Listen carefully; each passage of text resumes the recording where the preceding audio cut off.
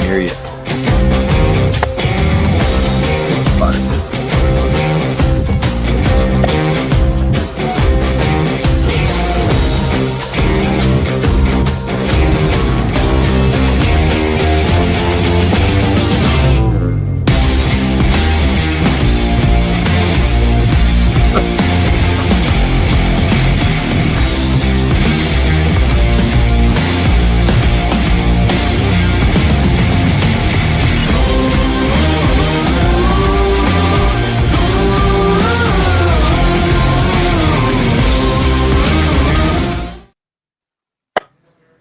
Well, I tell you what a game, huh?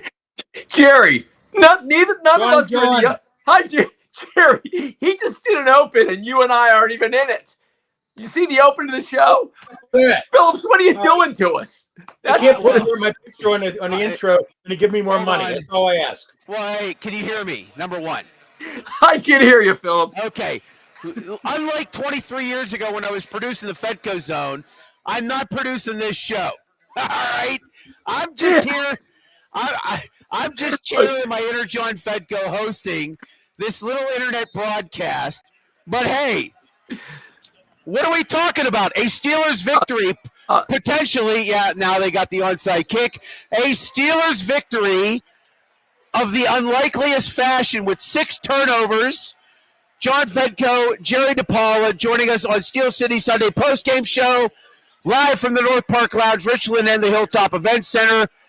John, you want to relive the open that you didn't do that nobody heard, or well, what do you want to do? First of all, you got the best gig. Jerry and I are just hanging out at our homes. You're down there. The North Park Lounge is phenomenal. You're going to get to watch the Chiefs and the Bills down there with all the food and everything. I love that place. So that's a great gig you got going on down there, Johnny, hanging out at the North Park Lounge and watching football. It's a great place. And now, you know it. I know it. So it is. It is. It is a great place. The only question is, and according to Jerry DePaula in the pregame, we need to get you down here and have a few frosty beverages. Isn't that what you said, Jerry DePaula? Well, that's what I meant, a root beer. That's right. That's right. I see the Beatles' White Album is still in the background. I love you, John. That's the Beatles in mono. That's all their albums in mono. Is it really? That's not the White Album, but I have like 20 copies of the White Album, including the original mono from the UK. They're all numbered. Anyway, let's talk about the Steelers.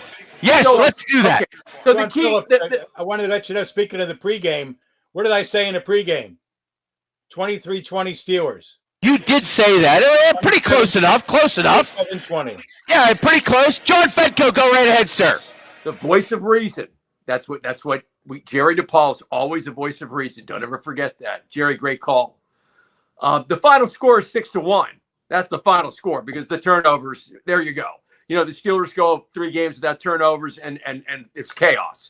And all of a sudden, their defense, looks like a world beater. And their special teams. I thought the Steelers' special teams outstanding. I know they gave up the fake punt. By the way, Jerry, my man on the fake punt from Central Catholic. That guy's from Central Catholic, the guy that ran Ronnie Thompson. Oh, I didn't know that. Yeah, Central Catholic kid. Oh, yeah, covered him in skylights. I think he graduated. It was like 2016. Ronnie Thomas went to Yale. Anyway, the guy covered everybody in skylights, John. Anybody's anybody in WPIL, you were there. I gotta get your grandkids. I'm waiting. The Lopes, the mighty Lopes, they're coming, man. They're coming. Your kids, your grandkids. 2 of them, right? Playing for the Lopes. Two grandkids playing for Ivanworth, right? 2, yes. Jerry? 2. Okay. They're only in 9th grade though. Very fresh. That's all right. They're gonna be. They have their time. It's a program, Jerry. Okay. So anyway, the big thing here's the turnovers. Obviously, that is the number one story. 6-1 turnovers, phenomenal. The number two story is the Colts are overrated. And we kind of talked about this the last couple of weeks.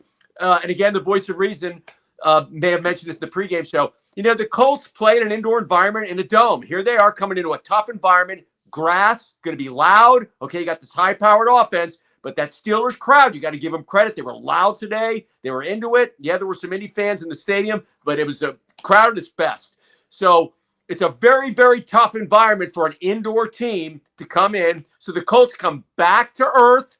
Still have a great quarterback, great receiving core. You saw what happened on the running game, though, okay?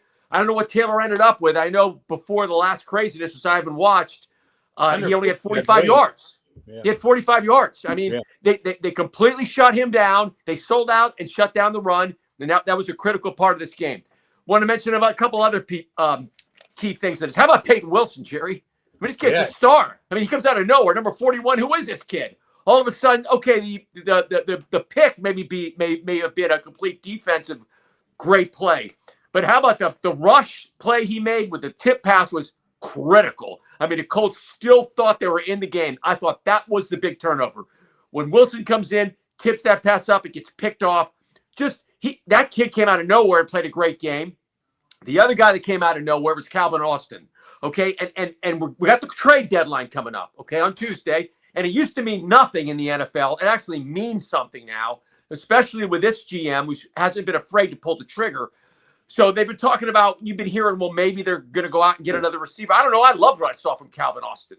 I mean, I thought he was necessary, John. I think they're fine. I think they're fine. I do too. Yeah. Mm-hmm. I do. I think Metcalf tight ends. Your man Washington had a nice game today too. He did, Jerry. And the thing about Washington that I loved about that kid, and I love him, and how can you not love him? How can you not love a 300-pounder with a 6'8" or whatever? Is he played poorly? You know, I'm not blaming Washington. I mean, I'm not blaming Aaron Rodgers for the bullet he fired, you know, on a slant at the goal line. Washington, he's in the NFL. He's got to catch that ball. All right.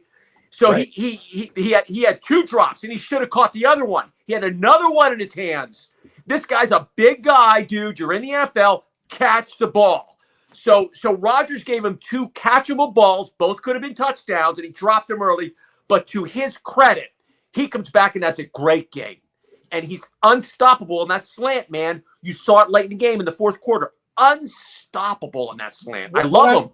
What I like about Aaron Rodgers is that when a guy makes a mistake, one of his teammates makes a mistake, whether it's a drop pass or a missed block or bad road, he lets them have it. He lets them know. He gives them the business because he's been in the league, you know, for 2 decades. He's like a coach on the field, trying to show these guys the right way and making everybody accountable. That's what happens. That's how you become a great team, John. Is you have people on your team who are accountable in that locker room. And Rodgers is making everybody accountable. And I think that's just as important as how well he throws the ball. I totally agree with you. And again, I thought Darnell Washington started out having a bad game and ended up having a great game. He's just a force to be reckoned with. He is the fridge all over again in the passing game. He is an unbelievable target, and you saw it towards the end of the game. They could not stop him. You got this giant 300-pounder coming on a slant. You just can't stop it. So I love that. And, of course, the other giant headline is the stars were stars. Cam Hayward, great game. TJ Watt, obviously, great game with a strip sack, critical play. Highsmith, who was hurt early in the game, looked like unbelievable game. Highsmith was phenomenal. You know, they came with a blitz. And if you watch any of this and break down the tape, you're going to see it. You saw it on the one sack. I think it was Highsmith got a sack. Watt was getting held, man. They were just literally holding him. Right. Okay. Yeah. He had a great game. All of the defensive line, give him an A+. Give Hayward an A+. Give Watt an A+. And even the linebacker Smith, Highsmith was phenomenal. I give them an A+. They were sensational. They stopped the run. The run was not a factor at all. There was like maybe a 9-yard run or something. They completely shut that running game down, and they put a ton of heat on the quarterback. And you got to give the defensive coordinator credit for the Steelers. The defense was sensational today. They allowed describe it. Yeah, they allowed 55 yards rushing today against Jonathan Taylor and the Colts. And by the way, nobody has mentioned Peyton Wilson. 14, I mentioned him right at the top. 14 total tackles, 10 solo today. You were right about no, you did. Peyton Wilson was one of the stars of this game. And Alex Highsmith, 3 tackles for losses, the 2 sacks. He was really good today. They were all good. 6 turnovers. 16 on the season, 14 in 3 games, but in really the biggest moment right now, the defense really did shine today. And especially after they gave up that initial drive to be down 7-0, they really just stepped it up from that point on. We know us out of control media guys, you got to go both ways. We can't come at shows, and I'm as guilty as anybody, and go nuts when they're bad. when they're good, I thought this was an incredibly well-coached game by everybody. Start with Tomlin and go down to the coordinators. The special teams were phenomenal. I thought the special teams were obviously the muffed punt was a great play. Okay, they gave up the fake field goal. Well, that was a great play. It was a great call, again, made by a Central Catholic kid. Other than that, I give the special teams an A+. I mean, they did a really good job doing what they had to do in a game like this. And I give the coaching staffs an A, all of them, all across the board. Everybody. The other thing is, really well-coached game. In the past several weeks, couple weeks, the defense that I've been criticizing defense for being too old and for Mike Tomlin being out of touch and not calling the right plays. Me too. You know what? People get carried away too much. They lose 2 games in a row, and all of a sudden the sky is falling. And oh my goodness, the Steelers are going to end up 6-11 this year. They're going to get a high draft pick. No, the defense isn't the greatest. This is an imperfect team, obviously, but you know what? These guys are veterans, and when they have bad games, they're able to bounce back from them because you don't let it get inside their heads like some fans let things get inside their heads. Or some media people. Oh, man, I listen to some of the radio shows, but again, I'm not blowing smoke for us, but this is why Bill Phillips pays us the big bucks, you and me, because we're not coming. Now, I have said they can go to the Super Bowl, and I'm standing by that because the conference is not good. Watch the Kansas City Buffalo game. Those teams, that is not the same Kansas City Buffalo teams from 3 years ago. They can be beaten. And I'm going to stand by this statement. I stood by it even last week. If the Steelers get a home playoff game, the difference this year is they've got Aaron Rodgers at their quarterback. They get a home playoff game, they got a shot. And this division is still really bad. I saw the Baltimore game on Thursday. I'm still not a believer in them and that defense. I think I said, Johnny, don't interrupt me. I said last week. I want to get to. I want to make this play. Let him talk. Let him cook. No, let me talk. Let me talk. Let him cook. Jerry deserves credit. I'm talking with Jerry. I'm going to give him credit. He picked the Steelers to win the game on the pregame show. Okay. And I said last week, listen, these are the games Tomlin wins. He's probably going to win it. And guess what? I'll say right now, they're going to beat the Chargers because it's a home game. You know that. When they go to LA, that's a home game. The whole stadium is going to be Steeler fans. It is. Yeah, no, it is going to be a home game. And if Bill Phillips is paying you, I don't know who I am. I'm just going to say that right now. And I love Bill Phillips. I just wish he's still in Wheeling. Bill Phillips. Okay, listen. I love Billy. I'm calling you Bill because first of all, I love Billy Phillips. I think he's back in Youngstown. I was going to say he's back in Youngstown, is he not? But listen, I'm 65, man. I've lost it. As people rightfully say, he's just washed up. I am. I'm an old guy. I'm an old man. So if Billy Phillips, John Phillips, whatever, I need to come down to the North Park Lounge and get a beer. I root beer. No, Jerry, I need a real beer.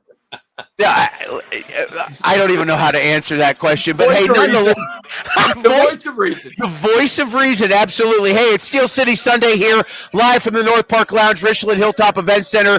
We are basking in the glow of a Steelers victory, 27-20. Outside of the first quarter, they dominated this game. The Steelers forced 6 turnovers. Jalen Warren, 2 rushing touchdowns. Aaron Rodgers, efficient. 25 of 35 for 203 yards. He threw a touchdown, no picks. He was sacked 3 times. But this defense, again, just stepping up in a spot. Now, last week, I thought, hey, this is Mike Tomlin's opportunity. He's well in these situations. First half was great. They didn't. This time around, Tomlin's team really responded. Jerry DePaula, let's hear from you about the defense specifically. Well, you know what? Like I said in the pregame, I think that you need a good pass rush to be able to have a secondary play well. And the secondary played well, I thought, because they were putting a lot of heat on Daniel Jones. And Daniel Jones, as we've shown in the past, gets a little skittish back in the pocket, and he makes bad throws. That interception he threw to Peyton Wilson, I don't know what he was looking at. It was right in Wilson's arms. People were talking about Daniel Jones, being an MVP candidate. He still may be. There's a lot of football left to be played. But, when you got Hayward coming up the middle like he was, and Watt and no Herbig today. Herbig didn't play that much, and somehow they were able to play. People are complaining, why isn't Herbig playing? Well, Herbig didn't play a whole lot today, except near the end or when Highsmith got hurt. They did just fine. Defense played one of its best games of the season. Whether they can continue to do that week after week after week, you got to remember the Chargers aren't bad. They got the Bengals, the Bears, and 2 games against the Ravens. Okay, 2 games against the Ravens, and they have a 2-game lead on the Ravens right now.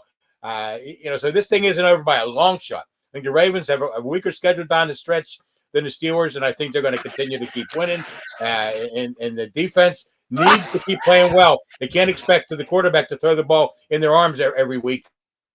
But if they get the pass rush, you can get TJ Watt going and keep Highsmith healthy. This team has a chance to maybe get a home playoff game. I'm not picking them for the Super Bowl, but I'll pick them to at least qualify for the playoffs at this point. You know who I know you're not picking for the Super Bowl? The Cincinnati Bengals, because they're awful. They just gave up a touchdown, and now Chicago leads 47-42 with just seconds left. I can't believe they got in the game. They never get blown out. Interesting, though. 42 points. 42 points. They can like the last 12 games in Cincinnati have gone over the Vegas posted total. I wouldn't play that this week. John, I'm not a believer in Baltimore because their defense. I think this division is so bad. You got to win this division. If there's Steelers. Yeah, right. At 5-3 right now. No, it's terrible. I know. I'm with you. I'm with you, Jerry. They're playing well, and Rodgers didn't have a great game today, but he makes enough good plays to get it done. Like I said, this is an imperfect team, and they're going to lose some games down the road, and people are going to be bitching and moaning about it for weeks on end. But at the end, I think they'll be okay. But the Ravens, got to watch out for the Ravens. They're coming up. Well, since Cincinnati, of course, the Steelers have the Chargers next, but then after that, they got to come home. Joe Flacco in this game, and he'll have another, 17 seconds to add to this. 30 of 44. Any idea what his passing number is? Yardage. 457 yards and 4 touchdowns for Joe Flacco. Are we kidding? What are we even talking about? 457 yards for a 40. They've got an offense. We've seen that. They've got receivers. Yeah. They've got an offense. That's no good because I'm playing him in fantasy football today. A crazy day. Hey, real quickly, we'll get back to John and Jerry in a second. I want to go over to the scores from earlier in the 1 o'clock card. All these games are officially a final, starting with Carolina on the road. The Panthers defeat Green Bay 16-13. That's an upset. Minnesota, 9.5-point underdog on the road, defeats Detroit 27-24. Your final score there. Denver on the road beats Houston 18-15. Your final score in that one. How about that? As the Broncos win with 11 points in the fourth quarter of that victory. I mentioned the Bears and Bengals. That's the last early game that's actually live right now. Couple of other final scores to get to you. LA Chargers 27, Tennessee 20. San Francisco defeats the Giants on the road 34-24. Pittsburgh, of course, 27-20 over the Colts. New England now 7-2. 7-2. The Patriots 24-23 over Atlanta. Games that are in progress early on so far. Rams at home, 7-0 over New Orleans. Late first quarter there. Kansas City and Buffalo, midway first quarter, no score. Jacksonville and the Raiders, about a minute to go first quarter. No score in that one. Steel City Sunday post-game show. Jerry DePaula, John Fedko, live from the North Park Lounge, Richland of the Hilltop Event Center. Ronnie Hunter checking in via YouTube. Rodgers is the difference. John Fedko, what do you say? I'd say Rodgers had an average game. The story of this game, but it was good enough. In a game like this, you don't want to turn the ball over. His Roman Wilson made a terrible play. What are you doing trying to hurdle guys with 3 minutes to go? Just sit down and run the clock there. But other than that turnover at the end, but that was totally on his receiver. He managed a game that all you had to do was, once you got that lead, was run the clock. And I thought the game was really well coached. I thought the offensive coordinator did a great job of the play calls. They were not doing anything that was crazy. Listen, once you got them up by once the Steelers are up by 14, it's Muhammad Ali time, man. It's rope-a-dope. You want to have 5 7-play drives. If you don't score, that's okay. And they had really good play calling. They were swinging it out to running backs. They were swinging it out to short passes to receivers. If your receiver's not trying to hurdle guys like Gale Sayers in 1970 and fumbles, they wouldn't have had any turnovers. I love the strategy. I thought Rodgers just he did the rope-a-dope. Didn't do anything great, but didn't do anything stupid. And I thought he played a good game. I mean, like Jerry said, we haven't seen this since Roethlisberger at the top of his game, as far as the leadership, the qualities that you don't see in the statistics. That's why I'm going to continue to say, and I'm going to stand by this, and hopefully I'm still doing this show. You haven't fired me by then, by post game, because I'm telling you, Tomlin doesn't win at home in the playoffs, but that's a lot of reason because of his quarterback lately. He's got a quarterback that will win at home in the playoffs. You give the Steelers a home playoff game with Aaron Rodgers, and the defense like this today, healthy, and they're going to win that game. He's going to find a way because of how he played today. He's not going to do something dumb. He's going to just do what he had to do. Nothing's definite, John, because Ben lost 2 home playoff games recently. Jacksonville and the Cleveland. Nothing's assured in this league. I'm not taking away from Ben, and if you look at some of the games, all I'm saying is no guarantees. Yeah, just because there are no guarantees. Doesn't mean you're going to win a home playoff game. I was at most of those games covering them that Ben lost at home, and he lost to some really great teams at home. They're like I like New England. I just take off the board. But here, let me just say this about this year. This is a different year. Again, watch the Kansas City Buffalo game today. There is no favorite. In fact, right now, I'd put the number 1 team as New England. They have a quarterback, and that kid is for real. Chiefs. And they go down the field. Chiefs. They're a big play team, Chiefs. And they're for real. But if they have to come to Hines, which I still call it, I know it's whatever acupuncture stadium, whatever they're calling. I'm an old man.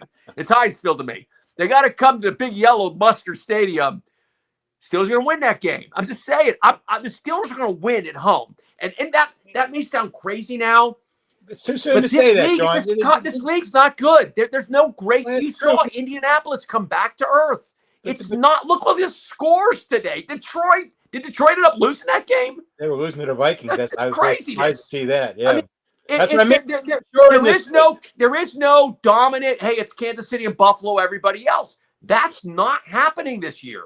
It is completely up for grabs. And I think home field advantage is going to be critical because Indianapolis beats the Steelers in Indianapolis. The Steelers beat Indianapolis at home. It's that simple. By the way, I just found Bill Phillips on X. He's got about 7,000 followers. He's a giant. He's an icon. And I'm an old man. And I don't call it whatever they're calling acupuncture stadium. I still call it Heinz Field. Listen, you talk about murderers row with the Yankees. You had John Fedko, Sam Nover, Bill Phillips, Richie Walsh, and I was in there too. Richie Walsh is great. Richie Walsh is great.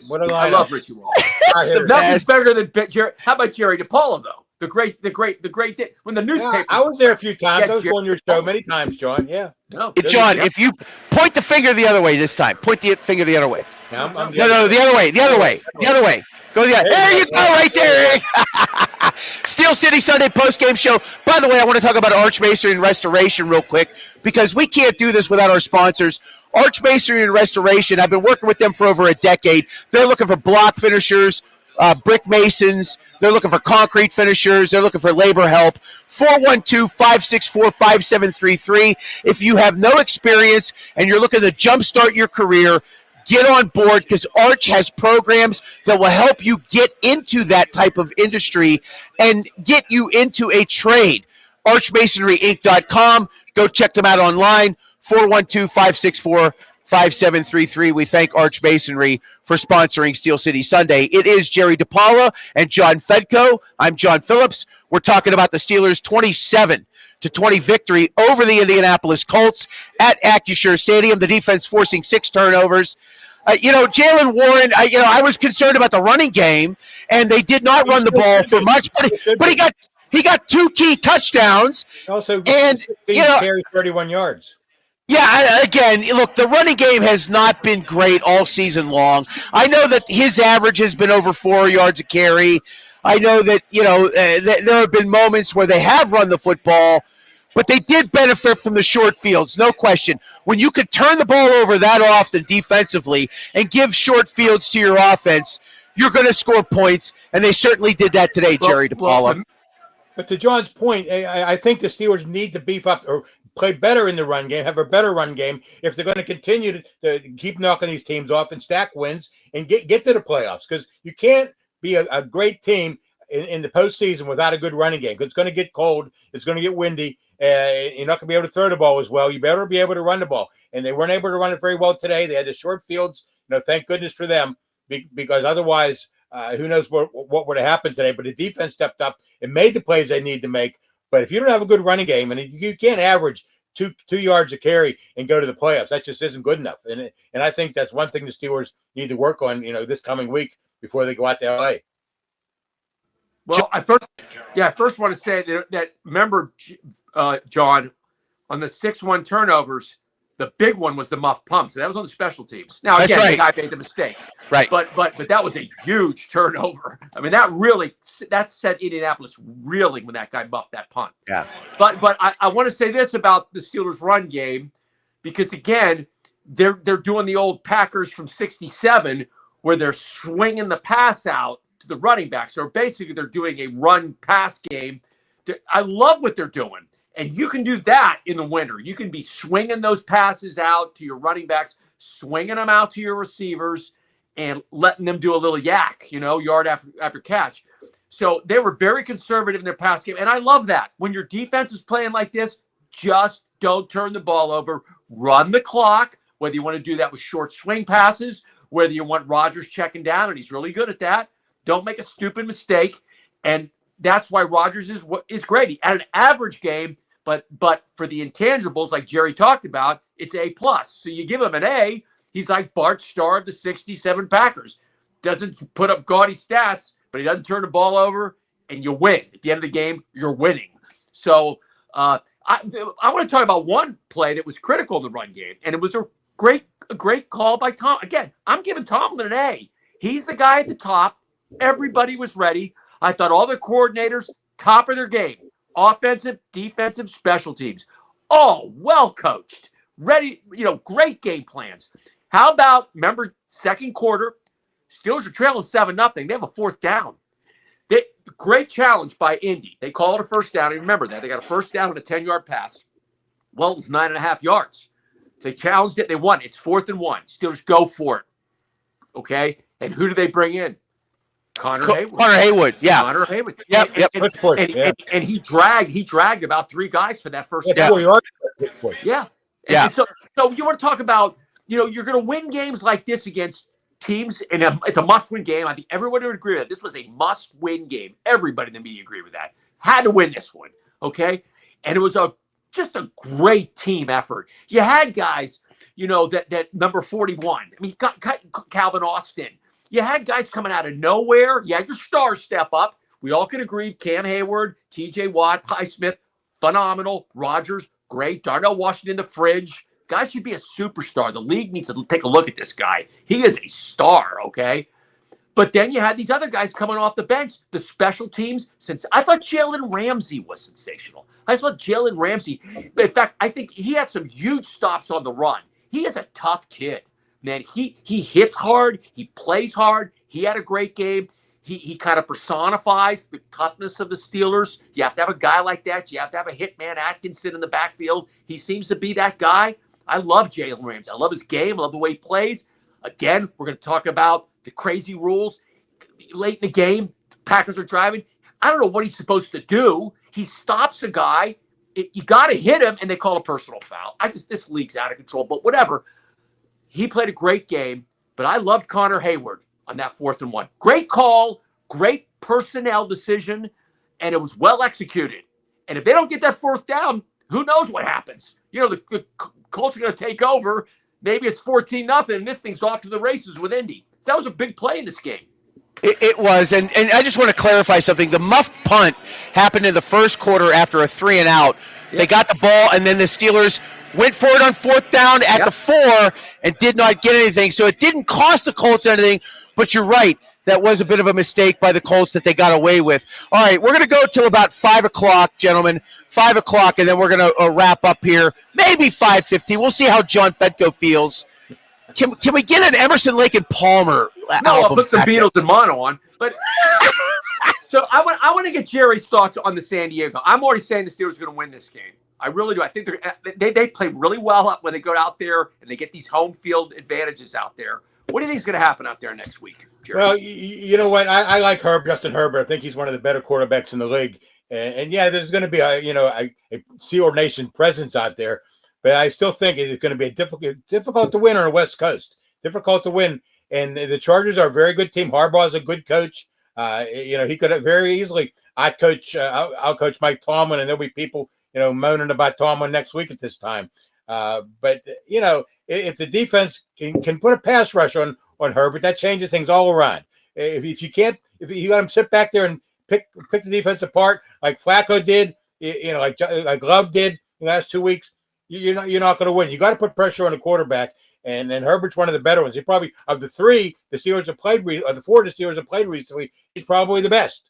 And it's going to be a very difficult game to win on the road. And even if they lose it, I still think they can beat Cincinnati and Chicago and Cincinnati after that, and get themselves to 7-4 going down the stretch. Well, and I think they're going to win it and beat Chicago and Cincinnati. That's why I'm not backing off that I think they're a Super Bowl contender, not because they're a great team. It's because the rest of the league isn't that good. And again, you saw Indianapolis come way back to earth in this game today. And you saw a bunch of teams come back to earth today. All around the league, there was craziness. It's just there's no dominant team. That's what I mean. The NFL is like that. Just because a team is good, for the first 8 weeks of the season, or they're on one kind of a little bit of a winning streak, means nothing. It's what you do every week, because things change in the NFL.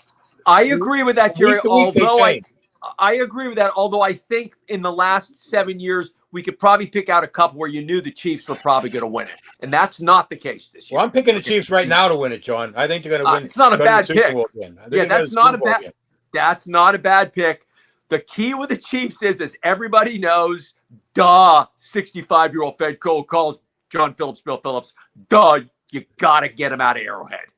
You can't. If you go to Arrowhead, you're dead. You just can't play in Arrowhead. You got to get out of there. Now, the Buffalo Bills have learned they can still win on the road, but I don't think this is that Chiefs team. I think if the Bills get the Chiefs again in Buffalo in the playoffs, I'm putting the house on the Bills. Chiefs have a better record. You just got to get them out of Arrowhead.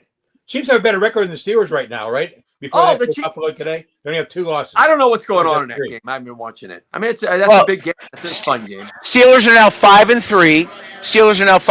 Kansas City 5-3, and they're down 7-0 right now in their game at Buffalo. By the way, Chargers are now 6-3. Monster game on Sunday night. Monster game. It's a monster game because of the tiebreaker. That's an AFC game. This isn't like they can afford to lose to Green Bay. I said that game right after the game.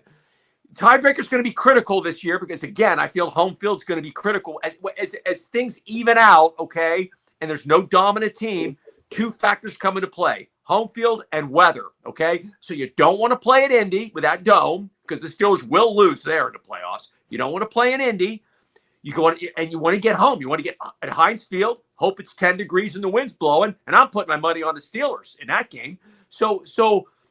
It's a big game for many reasons. The number one is it's an AFC game. It may come down to a tiebreaker thing. It's a critical game. Not as big as today. I'm not going to go back and say, like Jerry predicted I would last thing. I'm not going to go back and say this is the great. They just won the biggest game of the year. Yes, that was I agree. The biggest game of the year is next week. Win this one. And this is why, I told Phillips, Phillips, you're not paying me enough to do pregame. But now, now, Big Mouth Fedco, I wish I was on pregame because I'd have said what you said. I'd have said they're going to win this game today. I got, you got all the media elite guys, and I'm not taking any shots at them. They're awesome. But I knew all the post-kids, the globalist elites. They're all saying, they're always wrong, aren't they? It's the Steelers are, I'm reading my paper. The Steelers are going to, no, they're not. Haven't you followed this team for 10 years? These are the games, and again, the voice of reason, Jerry said it this today.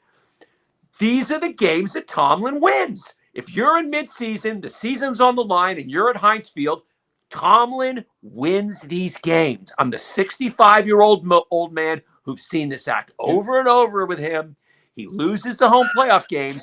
He wins the midseason Heinz Field gotta-win games. He does it all the time. So this is not a surprise to the grizzled vets, Jerry and Fedco. You got the PG guys. They pay $1 billion over there to cover them, and they're all picking the Colts, and they should be ripped for it because you got to know the act here. This is not a surprise. I'm not going on, I'm shocked. This is what Tomlin does. And give him credit when credit is due. He and his coaching staff were phenomenal today. It was just a great plan and executed. They were phenomenal today. Have we seen anything on Tomlin for postgame on YouTube? Speaking of critical, Bill Phillips said nobody gets paid this week. It's all the money's going into advertising for next week's pregame show, just in case you were wondering. I'm kidding. That's an absolute joke. John Fedco, Jerry DePaula, everybody's getting paid this week. I swear. I swear. I want to make a point about Mike Tomlin. I think Tomlin gets more criticism after a loss than he gets praise after a win. Not in this show. Do you agree with that, John? Yeah. The best part is I don't pay you. I pay your wives. Yeah, that's the best part. I haven't seen a dime. But I think Jerry, you know what Mike Tomlin needs is he needs a playoff win. Okay, he needs a playoff. Of course, yeah. Oh, yeah, absolutely. Yeah. Well, he's. I'm telling you, and again, if you haven't fired him by then, and it's possible. If we get to the postseason and they're playing at home, I don't care who they're playing. Throw any team in the AFC in. I'm going to guarantee this. If the Steelers are playing a home playoff game this year and Aaron Rodgers is healthy, and this team's relatively healthy, okay, the Steelers are going to win that game. They're going to win a home playoff game. But you got to get a home game. And it's very, very possible. It's pretty tough to make a prediction on November the 3rd. I'm going to do it.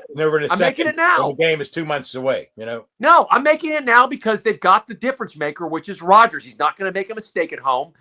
And it's a lot of it comes down to your quarterback. Again, bring the Chiefs here. Okay, now they're not going to get the Chiefs in a first-round game here. They're going to probably get somebody like Indy. Bring them here, man. Bring them here again when it's 10 degrees, the wind's blowing, the crowd's going nuts. Used to cold weather. Steelers fans haven't sold their tickets, and it's going to be the Steelers will win that game this year. But it's got to be at home, Jerry. If they go on the road again in the playoffs, they're losing. Last home playoff win was against the Miami Dolphins, by the way. Well, they beat the Dolphins on the road, but the Dolphins aren't making the playoffs. But if they go on the road to the playoffs this year, they're losing. They got to be at home. What year was that, John Phillips? It was 2017. 8 years ago, they won a home playoff game in 8 years. Yeah. Last run. That's the last one. Yeah. Well, hey, look, a long way to go. 5-3. They got there today. Defense was just spectacular. What more can you say other than 6 turnovers? And, just practically after the first quarter, they just owned Indianapolis the whole afternoon. Yeah. They can win 6 out of their last 9 and get to 11. Well, what I like about the schedule, like you've already mentioned. Okay. I love their schedule right now because obviously they have a tough game in San Diego, very losable, but I think they're going to win it. And then the next two are the division. The next two are the definition of gimmies. The next two are gimmies. They're going to win. Bengals, I know the Bears are. They're going to beat the Bengals and the Bears. All right. So, I love them the next 3 weeks. And then now let's see where Baltimore. Where's that? YouTube?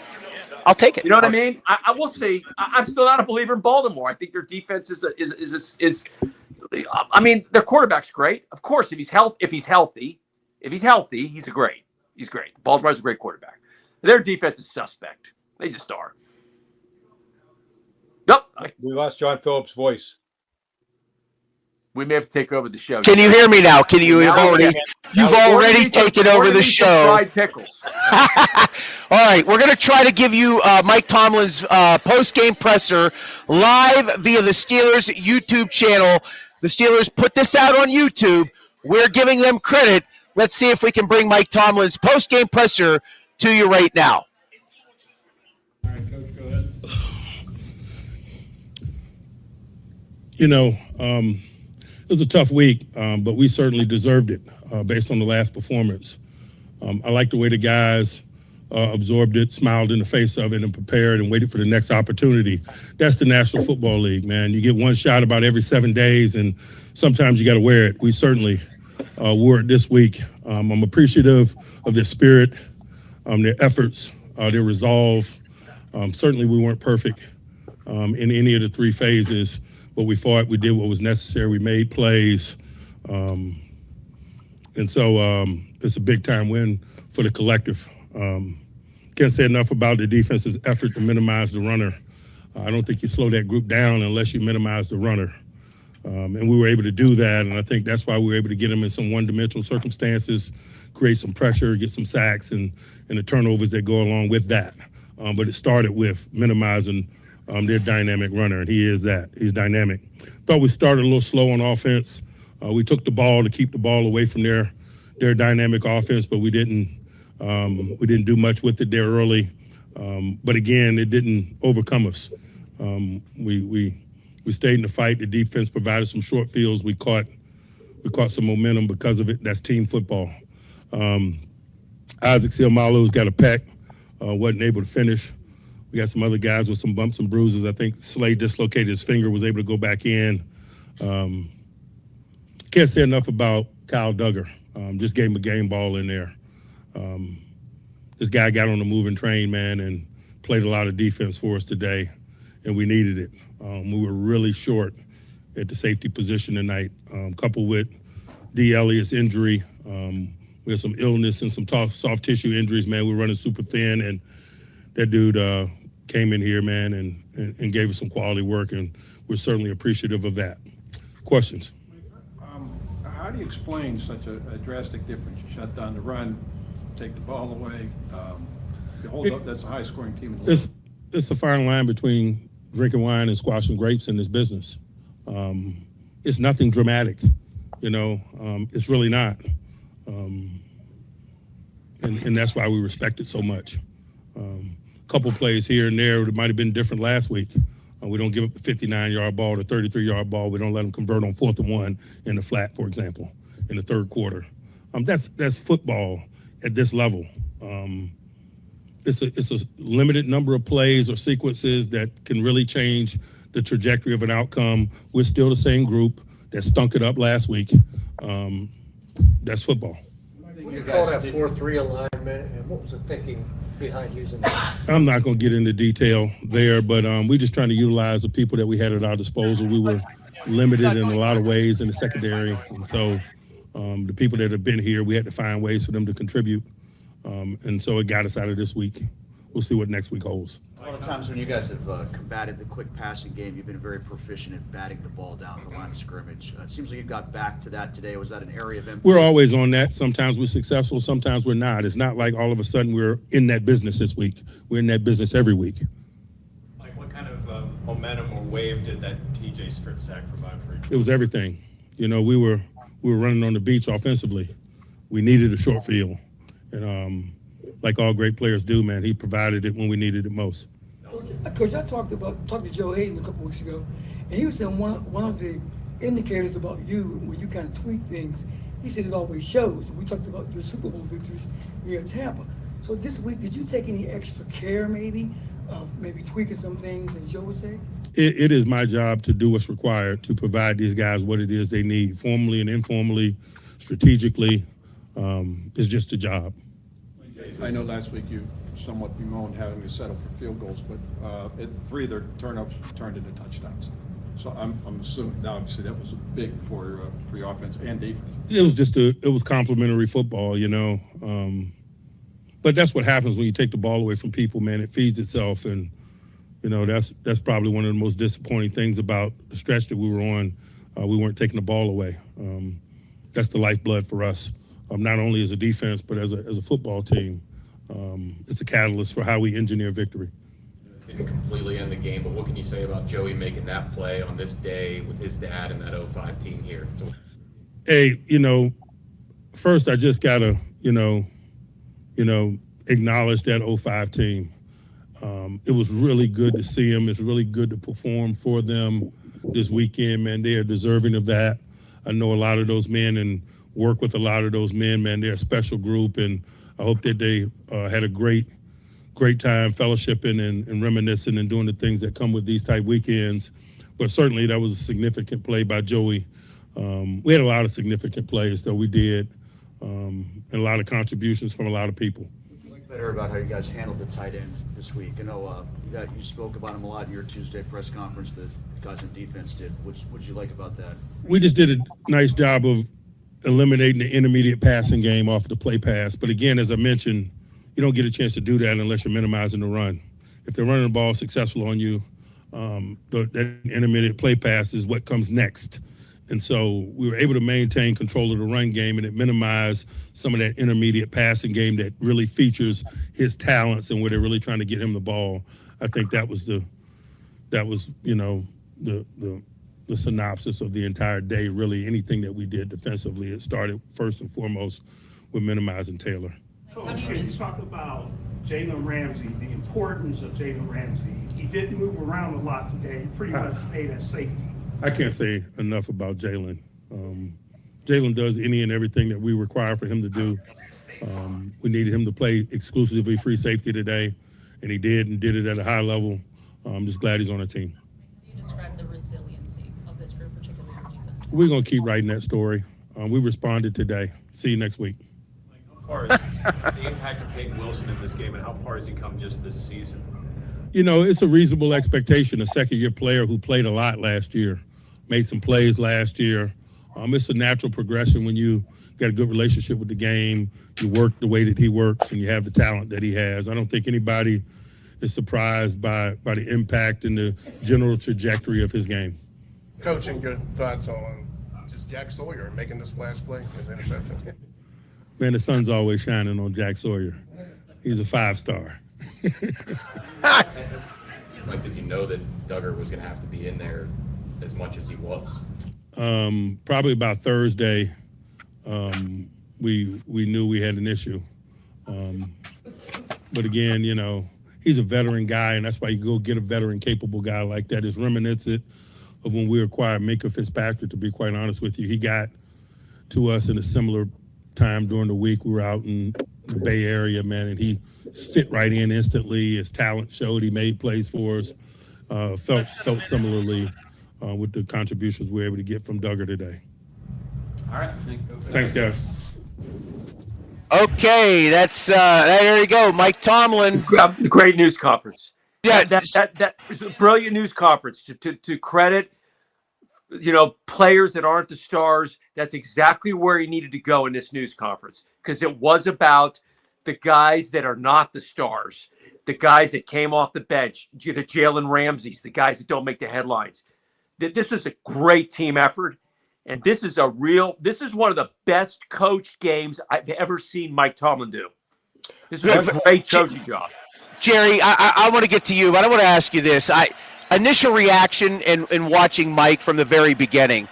And listen, I play a lot of poker. I interview a lot of people. I can read people. That's a guy who was relieved that they got a win today. Because that's Mike Tomlin in those first 60, 90 seconds was relieved that they won that football game. Jerry, your thoughts? Well, the first thing that struck me, John, something similar to what you just said, he was very subdued. He wasn't, high-fiving people like sometimes coaches do, getting all excited about, beating the Colts, even though the Colts were 7-1. He knows he has an imperfect team. He knows his team played well today, but he also knows his team has a lot of work to do. They have to get their players healthy, and they're not a real healthy team right now, especially on defense. And I think he knows that there's a lot of work left to do this season. And just because they beat a 7-1 team, the Colts, that doesn't mean anything about playoffs or anything like that. This Steelers team has a long, long way to go. John Fedko. I just want to go back to my opinion of that press conference, and I'm obviously I've covered Mike Thomas since he got here. I've covered started sports at '87. I covered Noel. That was brilliant. I don't know about the pressure thing.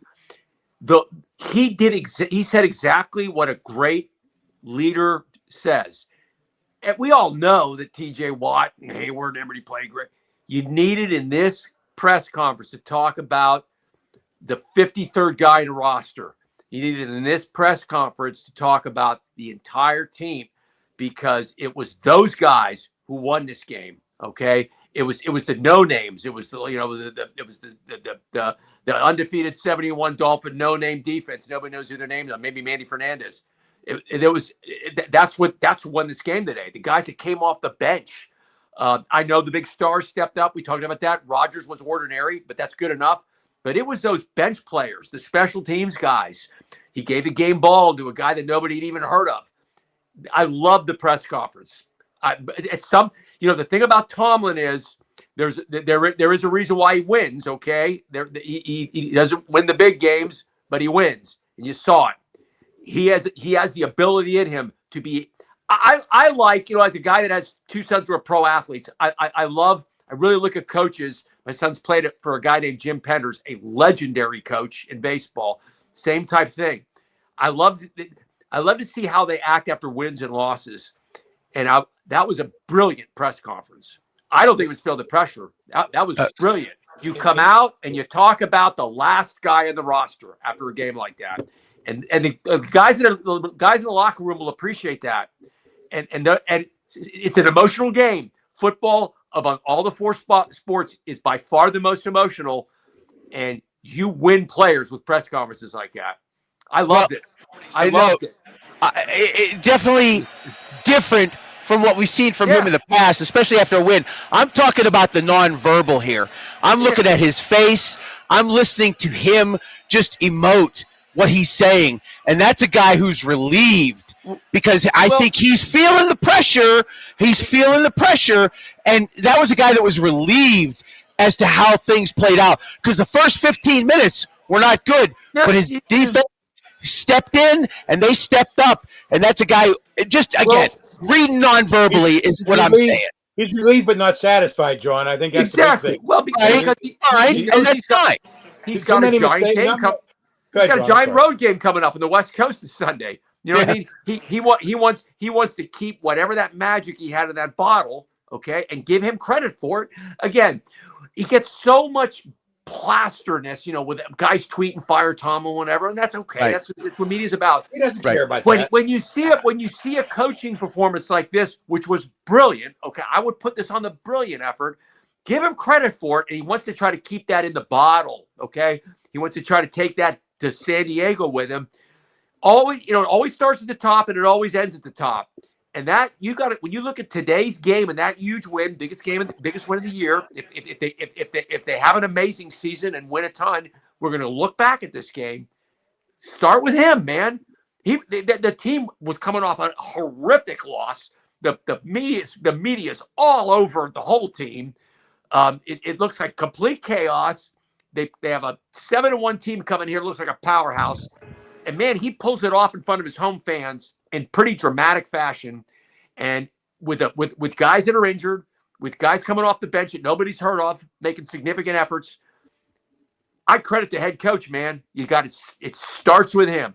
I love this press conference. A lot of times, go ahead, Jerry. Well, I just want to say this one thing because a lot of these press conferences, they're just don't even listen to them. It's coach speak. That was not coach speak, John. That was very emotional press conference. Yeah, it was brilliant. But the Grapes line was pretty good, Jerry. And that's why I'm saying his nonverbal spoke more to me in that monologue before he took questions of a man a bit relieved of what the end results was. Jerry DePaula, go ahead. The big observation I have is he was happy about the win, but to him, it was not enough to set aside what happened in the previous 2 weeks. Sure. He was so upset by the Bengals game and the Packers game and how the defense played that just because they won today doesn't solve all their ills. And he realized they have a lot of ills they have to fix. And if they had won bigger today and maybe scored more often, he might have felt a little bit better. I think the first thing he's going to do when he walks out of that press conference is start thinking about the Chargers and turn on the video machine and start watching the film of Justin Herbert. All right, I want to bring Bill Phillips. I want to bring Bill. Now I'm doing it, but I want to bring Bill Akins in here. He wants to talk to you guys. Go ahead, Bill. No. Get me out of here. Just get me out of here. I'm not even needed at this point. We love NGL. We got to get this thing up. No. Just get rid of Okay. I'm okay with that. The NPL thing's got to be up there. We love North Park Lounge. Go ahead. Yeah. Go ahead, Billy. No, I said, in the pregame show, guys, I felt good about this game for some reason, and I said it because this is a game that it's a Tomlin game, in it that it's a game you shouldn't win, but he finds a way to do it. Some of the games that you should win, we find a way to lose. But I said they needed to get off to a good start. I said if they win the toss, which they did, don't defer, get the ball, try to score often and as much as you can. And I mean, I don't know, 6 turnovers. I mean, hey, that was great, and you're not gonna win with 6 turnovers. I mean, but I don't know. I just when you get 6 turnovers, you probably should win by more than a touchdown. And that exactly. Tomlin was thinking about, Yeah, exactly. Well, I mean, the Colts are a pretty good team. That's a pretty good team. But I'm with you. If you get 6 turnovers in San Diego, I'm with you. I think the critical. The critical stat to look at, or the critical area to look at this week in San Diego, is can they run the ball? Yeah, they need to be able to run the ball, to control the clock, and have longer drives. Can they? Need but to again, run the ball to win. They're swinging that. They're doing those swing passes, and those are basically runs. Right. Where the back's running out of the backfield, and they're swinging it over there. Well, so and I know. Same thing. And I know, we talked about the Colts. I mean, 7-1 going into this game, but let's look at who the Colts beat. I mean, they beat the Dolphins. They did beat the Broncos. Yeah, the Broncos may not be for real, even though they won today. Go ahead. They beat the Titans twice. They lost against the Rams. Yeah. They beat the Raiders. They beat the Cardinals, and they beat the Chargers. So I mean. Yeah. And the Chargers won by 7-9. They barely won that game. Won by 7, I think, over the Titans. Yeah, 38-24. There's no dominant team. This is like, there just isn't. I mean, I'm going to say that for the 50th time. There's no. I mean, I've been watching. I'm an old man, just like Jerry. I mean, I've been watching football a long time, and I could have told you. I don't know what year it was 3, but hey, by this time, I know what you say, Jerry, but by this time of the year, you're saying the Chiefs are going to win. I'm not even watching another game, and they do end up winning it. It's like I'm not even watching the rest of the game the rest of the year. That's not the case. Oh, I agree that if the Chiefs go on the road this week this year in the playoffs, they will lose. Yeah, it's a wide open. It's a wide open AFC. That's a big if. That's a big if. They go to Arrowhead. Arrowhead's up against the league wanting them to win there, and that may sound crazy, but you're not wrong. No, you're not wrong. By the way, Chargers won 27-20. Broncos are 7-2.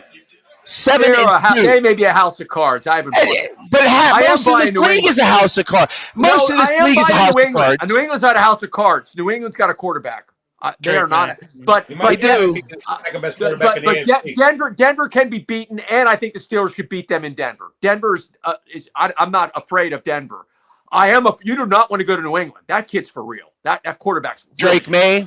Yeah, he's real. Yeah, he's played well. No question about it. He's the star of the league. That kid is real. And I love Justin Love. I want to know what happened in Green Bay. What in the world happened out there? Carolina knocked them off today. Yeah, I know. That's what I mean. It's the NFL. Things change. It is. I can tell you right now, it was a high handle, and the books needed Carolina is what they needed. Yeah, and that's exactly, right about that. That's exactly what happened. No, you're right about that, John. John. When I look at scores like that, that's the first thing I wonder, John. Okay, is a fix in? I mean, what in the? By the way, I still think I have a number for Bill Phillips, but he has not responded yet. I love Billy Phillips. Listen, he was awesome. If this is still his number, I'm going to try to get him on the show next week. If you get him on the show, I love him. I tried to get Big Ed. He didn't respond to me, John. Big Ed, I'll talk to you about Big Ed. You're doing. You maybe have the wrong email because he wants to come on. No, I sent him a text message. That's okay. We'll get him. I was going to surprise you. We'll get him on. Okay. I wish you would. We don't need Big Ed. We got to start talking about the Lopes. The Lopes have a game this week. Yeah. We need to start talking about the bye week. Look at the cap. It's awesome. I keep calling for the Emerson, Lake, and Palmer album. I'll just take Pink Floyd The Wall and I'll be happy. Duke Johnport. All right, couple seconds left. Steel City post game. John Phillips, Jerry DePaula, and the man himself, John Fedko. Couple minutes away from wrapping this up. Any other quick thoughts, Jerry? I'll do it real quick. Steelers are going to win in San Diego. Okay, fair enough. Again, I know it's Los Angeles. And by the way, Acrisure Hines. They're going to win in San Diego. Jerry D, next week. If they run the ball against the Chargers, they're going to lose. You got to get a run game going, or you're going to end up with the Ravens going to catch you. Yeah. I may have to be in the post game now, Johnny. No, pregame. Yeah, the pregame. I'm going to Florida. Listen, I'm going to. Go ahead. I mean, if Rodgers breaks his arm this week, they're not going to win. But but whatever. Here's the good news. I'm going to be home all this week. No more moving. No more me on the road for the next few weeks. I find a few advertisers. Everybody's going to be on the pregame show because we'll be able to afford things if Bill Phillips says so. Billy Phillips. I'm going to get a hold of him this week. I swear I am. If I have to drive to Youngstown or Steubenville or wherever he's working, John. You know what's funny, Jerry? I looked at a tape of this, and I was actually calling John Bill last week. I don't know if you guys did that. I was calling you Billy. He was. I'm an old man. I'm 65. I'm going to die any second. I'm 65 years old. I'm an old guy. Come on. Can I say something? Something? You have all the sky. I know you're doing stuff for Oneberg, and that he's great over there. Do you still have the catalog of the Fedco Zone shows that you did for years? I have all of them, man. I have everything. In fact, Brian Carruthers, I have everything. I have stuff I did from '82 in Odessa, which I want to show. You have Fedco Zone shows. You worked in Odessa covering the Permian Panthers. I know you did. You didn't go to the game. I play for them. I did play by play. You were supposed to go to a game and you didn't, and everybody died. The plane crash coming back. Story, yeah, I did. Yeah, I was in Odessa, Amarillo, Corpus Christi, Milwaukee, and then here. I love Odessa. I love Odessa, Texas. Love it. There's no way you have any of the Fedco zones that I hosted by any chance. I have everything, man. I saved everything. Oh my God. I saved everything. I got it all, man. I'm a hoarder, man. I got boxes and boxes of tapes. I got me and Jerry DePaula. We got to pull that out. There's two Jerry DePaula. Oh my God. Jerry, I'm almost certain we had you on at some point. Yeah, many times with John. I can't even believe you have all these shows. Jerry used to do Steelers game shows with me. Remember those days? I used to book them. I used to book him. Was those the Cowher years, wasn't it? That was the Bill Cowher. By the way, you know who I forgot to mention in the Bill Phillips, John Fedco, Sam Nover, Richie Walsh, and me era? Craig Wolfley. Yeah, Craig Wolfley. He got his part. Oh, he got his broadcasting start in Pittsburgh with us on PCNC. I pray for Craig Wolfley every day. I like a list of prayers. I always pray for him. I just love Craig Wolfley. Rest in peace, Craig. I pray for his soul. Rest in peace. Absolutely. We had a murderer's row up there for sure. Yeah. Well, remember about Rich, and again, I say this. I say this with all sincerity. I love Richie Walsh, and Richie was a kid when he started with us. He was an intern. He was like 22-year-old kid. Yeah. Yep. And you could tell Richie was going to be a star at 22. He was a star at 22. Now he's awesome. He's great. I think Rich is really good. We don't speak anymore, but Richie does a good job. We had a little falling out in 2016. No, I know. Richie's way better than I ever was. I was a junior. All right. I can't even get host's name right. You don't have to. When I start calling Jerry Jim or something crazy. But Jerry, I was calling him Bill last week. I'm calling him Bill. You guys aren't even correcting me. I worked with Billy Phillips for years. I'm an old guy. I love Billy Phillips. Johnny, Hines, Acrisure, San Diego, Los Angeles. Who cares? Now that I've moved to aren't the Raiders still in Oakland? Yeah, right, exactly. Al Davis is still in charge as well. Brandon Boys, baby, just win. Win, baby. By the way, are your boys still home? Are the boys still home? John, are your boys still home? Oh, yeah, they're here. Oh, yeah. Okay, all right. I'm going to touch base with you this week. Yeah. Guys, thank you very much. I can't thank you enough. You provide such entertainment, great analysis, as always. Jerry DePaula, John Fedco. Talk to you next week. We love you, Billy. John. Hey, guys. John Fedco, Jerry DePaula. Have a good night. I just can't even believe it. I mean, I am speechless. I'm speechless, and I'm speechless. Bill, I'll bring you in as soon as we get these gentlemen off. We'll bring you in here real quick, and we'll wrap things up. Steel City Sunday postgame show. Steelers 27, Colts 20. Steelers now 5-3, and off to Los Angeles to play the Chargers at SoFi Stadium. Let's hopefully bring these two gentlemen off, and then we will bring you in. There we go. There's one, and there's two. And then here is Bill, not Phillips, Akins. Yeah. Great win today. Like I said, I felt good about this game.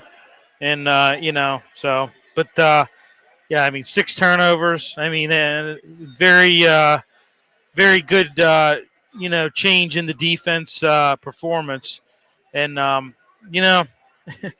I said it to you, I think, when we were, I think it was at halftime. I said, you're a little scared when you hear Mike Tomlin in his Tuesday press conference say, "Oh, we're not going to change anything about the defense." I think he was just saying that just to smoke say that. Smoke and mirrors? Right. Yeah, smoke and mirrors. Okay. Obviously, they made some adjustments, and, they were the right adjustments for sure. But yeah, well, again, the defense just, I mean, what more can you say about everything that they did today, especially down 7-0. And, they got down 7-0. Then they got that muff punt. They didn't by the way, and I didn't even address this with either of those two, I don't think. The fact that Mike went for it on 4th and 3 from the 4, we were sitting here. I was good with it. Even if they didn't make it, I wanted to see that from him. And I think he heard a lot of the noise from outside. He's had to, and that's why I'm saying go back and watch his post-game presser. Watch him for about 2-3 minutes. That's a man that was relieved. His team came up with a win today. You're saying in the first quarter you were happy they went for it on that?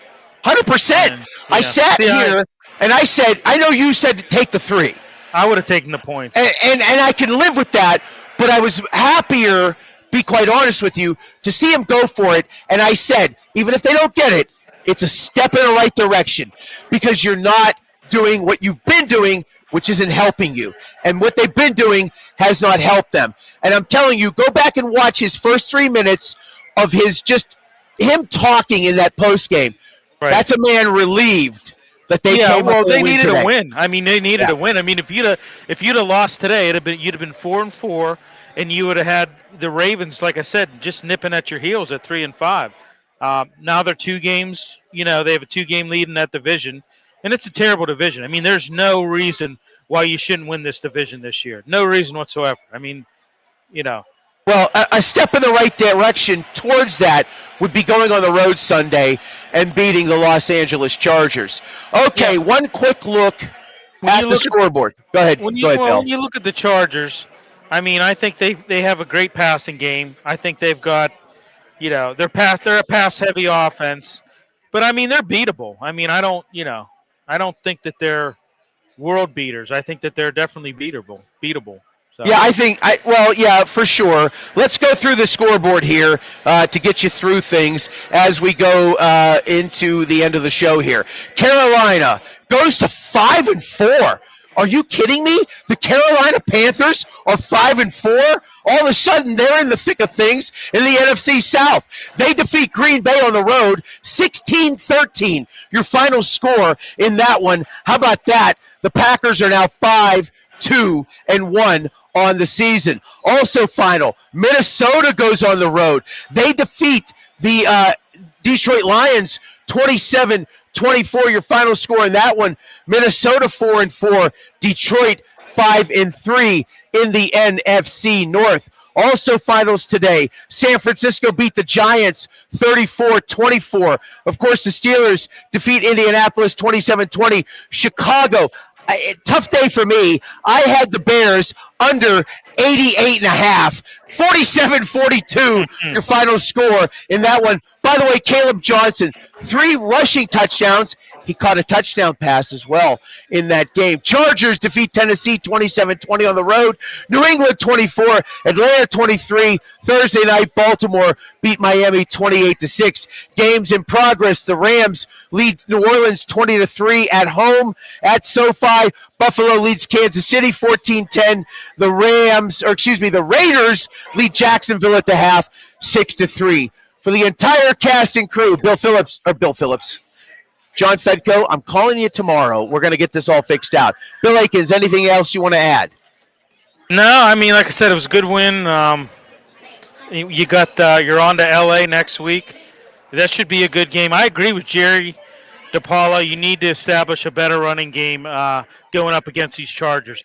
But I mean, it is going to be, it's going to be like a home game for the Steelers. I mean, I remember that one game when Duck Hodges started out there years ago. What was it? 2019. 2019. Yeah. That was they weren't in SoFi at that point. There was a soccer stadium I think they played at. But I mean, it was 90%. It was 80-90% Steeler fans. So it's going to be, there's going to be kind of a home game atmosphere out in LA. So. They played at LAFC. They played at the home where who was it? Not Messi. Who was it out there? The English player, the English star. He was playing for Beckham. He played for LAFC, I believe it was. Yeah. They played the Galaxy. LA Galaxy. They played at the soccer stadium that year. Right. Yeah, that's that. I remember that game. I'm pretty sure it was 2019. Yeah, it's 2019. Yeah, because that was the year Ben got hurt and that's right. Rudolph come in and then Duck came in for like 6 games. Yeah, Rudolph got hurt. Yeah, but I mean, like I said, I think it is going to you're going to have a home-like atmosphere out there, But I mean, hey, Justin Herbert, elite quarterback, stout pass defense. They've got a good secondary, so I think you need to establish this run against the Chargers because, like I said, they've got a stout pass defense. And so we'll see. It's going to be interesting to see Sunday Night Football. You're on the big stage, so we will have a 4-hour pregame show next week. 4 hours, starting at 4 p.m. from the North Park Lounge, Richland, and the Hilltop Event Center. 4 p.m. start time next Sunday. We'll have all of the announcements, who we're going to have on, all that fun stuff. Maybe Bill Phillips. I may have to drive to Steubenville and go find him just because John Fedko. And I've been looking for somebody to talk about the Browns anyhow. So, it would be perfect for Bill Phillips to come on board. Maybe somebody will get a message to him, but then again, maybe not. For the entire cast and crew, I want to thank Arch Masonry and Restoration, archmasonryinc.com. They are looking for brick masons, block masons, concrete finishers, and labor help. 412-564-5733. Visit them on the web, archmasonryinc.com. For the entire crew up here at North Park Lounge, Richland, I want to say thank you to them. I want to thank Bill Akins, our producer. I'm John Phillips. We'll talk to you on Sunday, and we'll see you through the week on all the socials at Steel City Sunday. Steelers 27, Colts 20. And we were proud to bring it to you here on our pregame and postgame show. What's that again? 27-21. 27-17. 27-17. Thank you. Until next week, thank you, everybody. We'll see you next week. You're right. It was 27-20. I'm sorry. Good night, everybody.